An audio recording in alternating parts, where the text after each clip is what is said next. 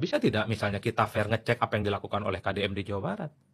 Ya per hari ini tidak bisa diukur misalnya, apakah kemiskinan di Jawa Barat itu berkurang setelah KDM jadi gubernur? Kan enggak juga. Mhm. Apakah tingkat pengangguran itu bisa ditekan? Enggak juga.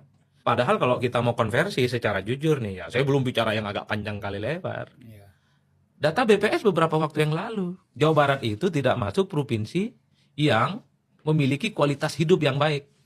Assalamualaikum, sampurasun, lejeng enjing wargi Jabar dan seluruh warganet dimanapun berada.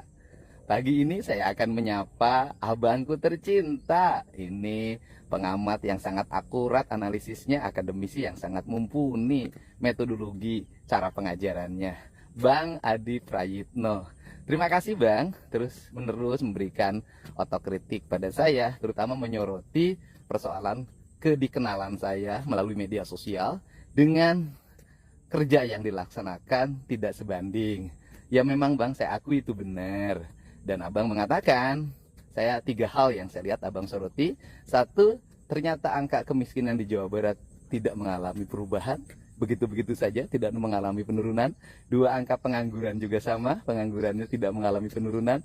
Kemudian yang ketiga, Jawa Barat tidak masuk 10 besar provinsi yang memiliki IPM yang memadai.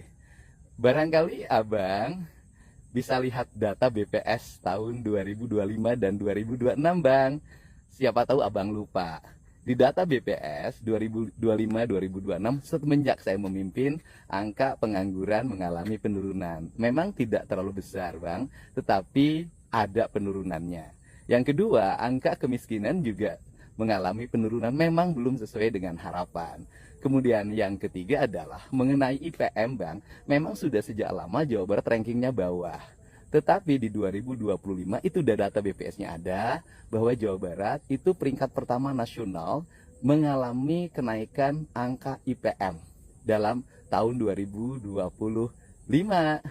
Itu deltanya tinggi Bang.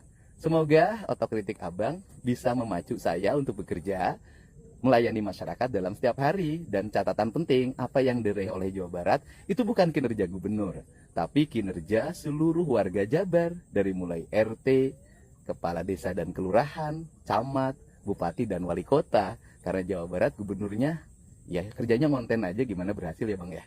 Kemudian saya juga sampaikan pada Abang, ada hal yang saya kerjakan secara pribadi. Misalnya ketika jalan saya menemukan orangnya rumahnya jelek, kemudian saya bangunkan. Ketika ada anak yang kategori tidak mampu, tidak punya alat transportasi ke sekolah, biasanya saya belikan sepeda.